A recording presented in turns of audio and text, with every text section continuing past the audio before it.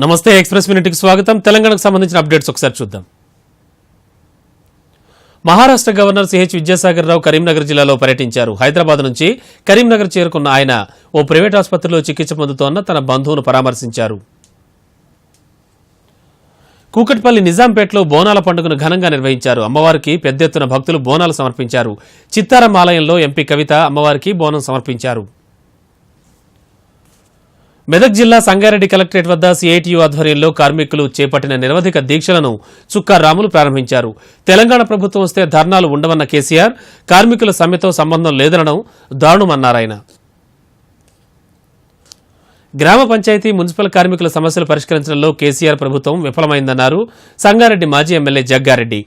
కార్మికుల సమస్యలు పరిష్కరించలేని ప్రభుత్వం బంగారు తెలంగాణను ఏ విధంగా సాధిస్తుందని ప్రశ్నించారాయన.